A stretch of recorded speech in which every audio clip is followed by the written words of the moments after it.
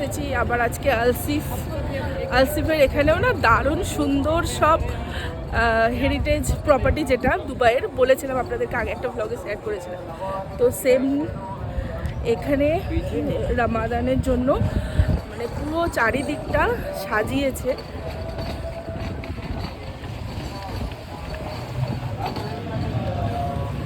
তো রামাদানের জন্য দুবাইয়ের এইখানটাও খুব সুন্দর সাজিয়েছে আলসিফটা। তো আজকে ওটাই শেয়ার করব আপনাদেরকে যে রামাদানের জন্য দুবাই আলসিফ কেমন সেজে উঠেছে।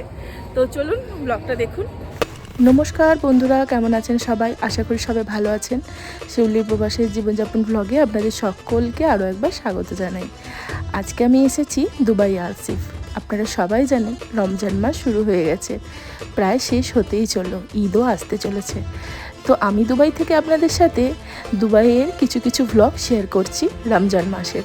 আগের দিন গেছিলাম দুবাইয়ের স্ট্রিট ফুড মার্কেট কারামাতে। আজকে আমি এসেছি আরও একটা নতুন জায়গাতে, আলসিফ। সবাই প্রায় চেনা যারা যারা আমার ভ্লগ দেখেন। এটা হচ্ছে পুরনো দুবাই। আমরা দুবাই মানে জানি সুন্দর সুন্দর বড় বড় আকাশ ছোঁয়া বিল্ডিং আর সুন্দর সুন্দর ইমারত। এটাকেই জানি আমরা দুবাই, যেখানে আছে নিউ টেকনোলজির অত্যাধুনিক সমস্ত জিনিসপত্র। কিন্তু এই নতুন দুবাইয়ের পিছনে লুকিয়ে আছে পুরনো দুবাই, পুরনো দুবাইয়ের ইতিহাস, পুরনো দুবাইয়ের গল্প। তো এই পুরনো দুবাইয়ের গল্প বা ইতিহাস আপনারা কোথায় গেলে জানতে পারবেন? অবশ্যই আলসিফ। আলসিফে দুবাইয়ে এমন একটা জায়গা করা আছে যে জায়গাটাতে আসলে পুরনো দুবাই কেমন ছিল, আজ থেকে বহু বছর আগে দুবাইয়ের মানুষের জীবনযাত্রা কেমন ছিল, তারা কীরকম বাড়িতে থাকতো, কিভাবে তাদের খাবার দাবার, কিভাবে তাদের বাজার দোকান করতো আর থাকতো, তাদের জীবিকা কী ছিল, সেগুলো সবই এই পুরনো দুবাইয়ের আলসিফের হেরিটেজের এদিকে আসলে আপনারা বুঝতে পারবেন। তো আমি এসেছি আজকে আপনাদেরকে সেটাই ঘুরে দেখাবো বলে। রমজান মাসের জন্য খুব সুন্দর করে সেজে উঠেছে দুবাই আলসিফ। জানেন তো, প্রায় 3-4 দিন হলো ফায়ারওয়ার্কসও হয়েছে। আমি আসতে পারিনি, কিন্তু আমাদের ঘর থেকে যেহেতু এটা খুব কাছে, তাই আমাদের ঘর থেকে দেখা যায়। একদিন আমি আপনাদের সাথে শেয়ারও করেছিলাম, কিন্তু এখন হয়নি, আবার বোধহয় ঈদের দিন হবে। তো আজকে আপনাদেরকে শুধু ঘুরে দেখাতে নিয়ে এসেছি যে দেখবেন, চলুন এই দুবাইয়ের এই আলসিফটা রমজান মাসে কেমন করে সেজে উঠেছে। কি সুন্দর ফেয়ারি লাইটস আর বিভিন্ন দোকান দিয়ে সেজে উঠেছে দুবাই আলসিফ। যেমন আমাদের দিওয়ালিতে সেজে ওঠে, সেই রকমই রমজান মাসে এখানে দুবাইতে সেজে উঠেছে। তো চলুন ঘুরে দেখি। এই যে দেখতে পাচ্ছেন সুন্দর সুন্দর দোকানগুলো, বিভিন্ন দেশের দোকান এখানে করা আছে। শুধুমাত্র এমরাতিদেরই কালচার এখানে আছে তা নয়, বিভিন্ন দেশেরও কালচার এখানে আছে। ইন্ডিয়া, পাকিস্তান, বাংলাদেশ কিছু শপ এখানে ওপেন করা আছে, বিশেষ করে কাশ্মীরের। তো চলুন ঘুরে দেখি আস্তে আস্তে কি সুন্দর সুন্দর দোকানগুলো। আর তার মধ্যে মানে দুবাইয়ের যে লোকাল মার্কেটে যেগুলো পাওয়া যায়, মশলা, ধূপ, তারপরে বিভিন্ন ধরনের সুগন্ধি, আতর, কাপড় জামা, আরও দুবাইয়ের অ্যাক্সেসরিজ বলতে পারেন, সেগুলো যেগুলো স্মৃতি হিসাবে আপনারা বাড়িতে নিয়ে যেতে পারবেন বা কাউকে গিফট করতে পারবেন, সেই রকমই জিনিস এখানে পাওয়া যাচ্ছে। আর যেহেতু রামাদান চলছে, আরও মানুষের ভিড়, তাই জন্য একটু আরও বেশি করেই দুবাই আলসিফটা সেজে উঠেছে। যেন অনেক মানুষের সমাগম যেখানে হয়, সেই জায়গাটাই তো সুন্দর হয়, তাই না? চলুন একটু, ওই যে দেখতে পাচ্ছেন এখানে আবার বিভিন্ন অ্যান্টিক জিনিসপত্র বিক্রি হচ্ছে।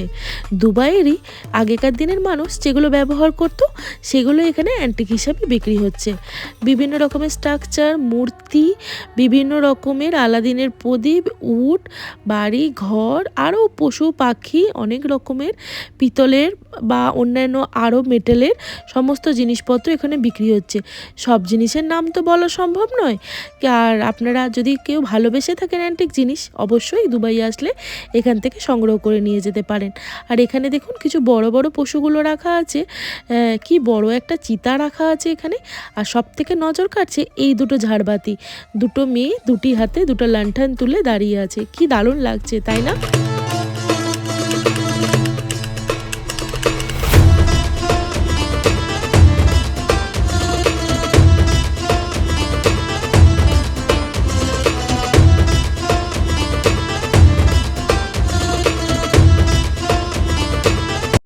এখানে যে শুধু রামাদানের জন্য এই জিনিসগুলো সাজিয়েছে বা দোকানপাতিগুলো আছে তা নয়, সবসময়ের জন্যই এখানে দোকানগুলো থাকে। তবে ফেয়ারি লাইটসগুলো রামাদানের জন্যই লাগানো হয়েছে। তাছাড়াও এখানে কিন্তু সারাক্ষণই বলা যেতে পারে সারা বছরই লোকজন যেহেতু আসে, একটা দুবাইয়ের পপুলার প্লেস, তাই জন্য কিন্তু সবসময়তেই এরকম সাজানো গোছানোই থাকে। এবারে একটু বেশি সুন্দর হয়েছে। আর নানা রকম অনুষ্ঠানও হচ্ছে জানেন, বাচ্চাদের এন্টারটেন করার জন্য বিভিন্ন অনুষ্ঠান এখানে অ্যারেঞ্জ করা হয়েছে। আপনারা যদি চান আসতে পারেন, সন্ধ্যের দিকে বিশেষ করে অনুষ্ঠানগুলো হচ্ছে।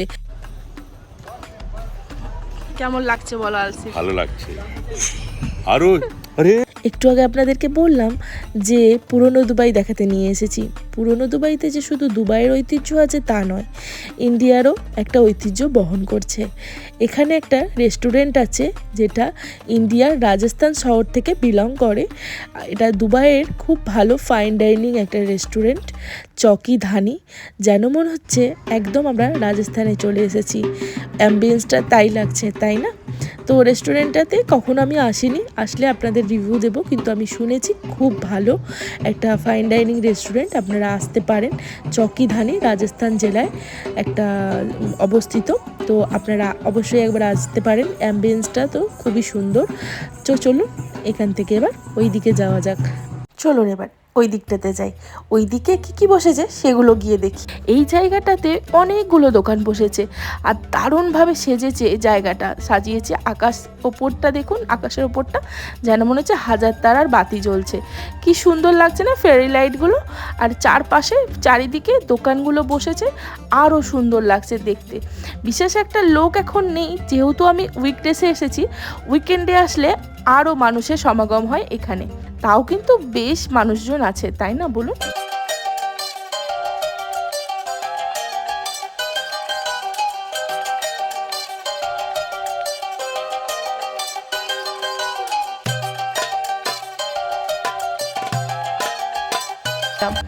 আর এইখানটাতে দেখুন আরবিকে লেখা আছে রামাদান করিম। আর এটা এই যে আলসিফ দুবাই যেখানে এসেছি জায়গাটার নাম, এটাও খুব সুন্দর করে ফেয়ারি লাইট দিয়ে সাজিয়ে দিয়েছে। চারপাশটা এত সুন্দর লাগছে না বন্ধুরা, আপনারা যদি সামনে থেকে এসে না দেখেন বিশ্বাসই করবেন না। ফোনটা তো সব কিছু তুলে ধরতে পারে না, তাই না, সত্যি জিনিসটা। আর ওপরে দেখুন ল্যান্টার্নগুলো কি সুন্দর লাগছে। তাই মনে হচ্ছে আমার যে যদি আপনাদেরকে একবার সামনে থেকে দেখাতে পারতাম খুব ভালো হতো, কিন্তু কিছু করার নেই। আমার তো শেয়ার করতে গেলে এই একটাই রাস্তা আছে, ফোনে ভিডিও করে আপনাদের সাথে শেয়ার করব। চলুন, এখানে বিভিন্ন রকমের ক্রিস্টাল পাথর রাখা আছে। আমি না এই ক্রিস্টাল পাথরগুলো কী জন্য রাখা আছে বা কী কাজে ব্যবহৃত হয় আমি ঠিক জানি না, তাই আমি বলতে পারলাম না। আর এই জায়গাটাই দেখছেন তো, এইখানটাতেই না ফায়ার বক্স হয়। আর এই যে পাশের ঘরটা দেখতে পাচ্ছেন, এইখানে না লাইট শো হয় প্রত্যেক দিন বিকালবেলা 7টা থেকে 8টার সময় এই জায়গাটাতে এটা অনুষ্ঠিত হয়। আর এই যে জলটা, এই যে ওই পাশের বিল্ডিংগুলো দেখতে পাচ্ছেন তো, আমরা যে বিভিন্ন সিনেমাতে দুবাই দেখেছি, ওই পাশের ওই দেয়রা সিটি, ওইটা হচ্ছে দেয়রা সিটি। আর ওই বিল্ডিংগুলোই বিভিন্ন সিনেমাতে দেখানো হয়। আর এই পাশটা হচ্ছে আলসিফ হেরিটেজ প্রপার্টি। আর এই জায়গাটাও কিন্তু অনেক সিনেমাতে এখন দেখা যায়, আপনারা হয়তো দেখে থাকবেন। নিত্য নতুন এখনকার দিনে যে মুভিগুলো বের হয় সেগুলোতে কিন্তু দুবাই আলসিফে শুটিং হয়। আর চলুন, আর একটু আমার মা ছেলের খুনসুটি চলছিল, এত ঠান্ডা হাওয়া দিচ্ছে, তার মধ্যে বলে কি আমি আইসক্রিম খাবো। তাই আর কি ভুলিয়ে ভালিয়ে নিয়ে যাচ্ছি, যে কিছু করার নেই, দিতে তো আর পারবো না আইসক্রিম, তাই ভুলিয়ে ভালিয়ে নিয়ে যাচ্ছিলাম। আর এখানে বিভিন্ন রকমের বোট ফেরি থাকে, প্রাইভেটও বোট আছে যেগুলো আপনারা ভাড়া করে নিতে পারবেন এই জলের মধ্যেই আর কি ঘুরে বেড়ানোর জন্য। 1 ঘন্টা 2 ঘন্টা এরকম পার হাওয়ার হিসাবে ভাড়া করা যায়।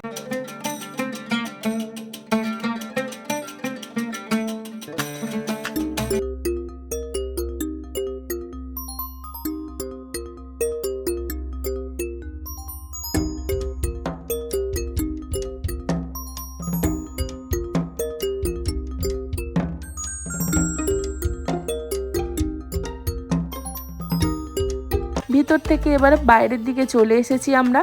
ভিতরে যেমন রেস্টুরেন্টগুলো আছে ভালো ভালো, বাইরের দিকেও কিন্তু কিছু কিছু ভালো ফুড স্টল বসেছে যেখানে খুব ভালো খাবার দাবার পাওয়া যাচ্ছে।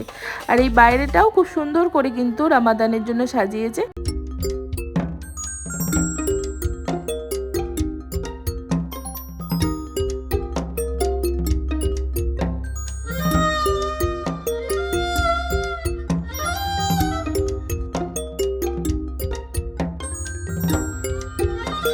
ঘোরাঘুরি তো শেষ হয়ে গেছে, ডিনারটা কমপ্লিট করার পালা।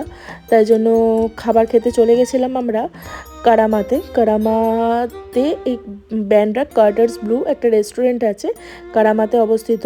তো রেস্টুরেন্টটার চাইনিজটা আমার দারুণ লাগে। শুধু যে এখানে চাইনিজ পাওয়া যায় তা নয়, এখানে কিন্তু নর্থ ইন্ডিয়ান ফুডও পাওয়া যায় খুব ভালো। আমি রেকমেন্ড করব আপনাদেরকে চাইনিজটা খাওয়ার জন্য। খেয়ে দেখবেন একবার, একদম ভুলতে পারবেন না, সত্যি খুব সুন্দর। Look, it's a sauce! Yeah! And yummy! Right! And welcome!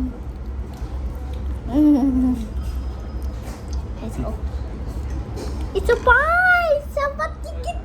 একবার যদি ক্যামেরা চালু হয়, এখন যে আরুষের কি হয় কি জানি, আপনাদের সাথে ও কত কথা বলতে থাকে, কত কিছু শেয়ার করতে থাকে। ওরও আপনাদের সাথে কথা বলতে দারুণ লাগে। এই যে আমি এখন খাচ্ছিলাম আর তখনই ও তাড়াতাড়ি ক্যামেরাটা নিয়ে ও নিজের কথা বলতে শুরু করে দিয়েছে। কেমন লাগলো জানাবেন ওর কথাগুলো। আর আজকে এখানে আসার পর আমাদের একটা বাঙালি দাদার সাথে আলাপ হয়। এই যে দাদা আমাদেরকে খাবার সার্ভ করে দিচ্ছে, সেই দাদার সাথে। দাদা হচ্ছে বাড়ি হচ্ছে নদিয়া জেলার বেথুয়া ডহরিতে। আলাপ হয়েছে, এত ভালো লাগলো। দাদাভাই নিজেই এসে বলছে, আপনারা কি বাঙালি?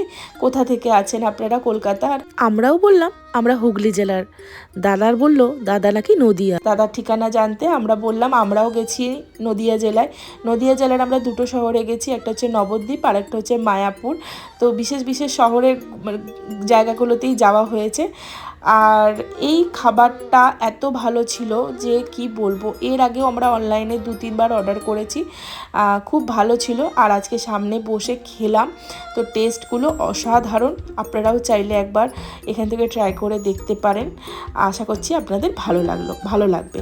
আর আজকে আমার এই দুবাই আলসিফ পুরনো দুবাইয়ের ওপর ভিডিওটা আপনাদের কেমন লাগলো অবশ্যই জানাবেন। আপনাদের যদি আরও এরকম ভিডিও চাই, আমার চ্যানেলে রয়েছে, আপনারা গিয়ে দেখতে পারেন। আপনাদের পুরনো দুবাই সম্বন্ধে ভালো লাগবে। আর নিজের চোখে এসে একবার দেখে যাবেন, তাহলে আরও ভালো লাগবে। ভিডিওটা যদি ভালো লেগে থাকে তাহলে অবশ্যই বন্ধুবান্ধব ফ্যামিলি মেম্বারদের সাথে শেয়ার করবেন, লাইক করে যাবেন আর কমেন্ট করে জানাবেন। আজ আসি, টাটা।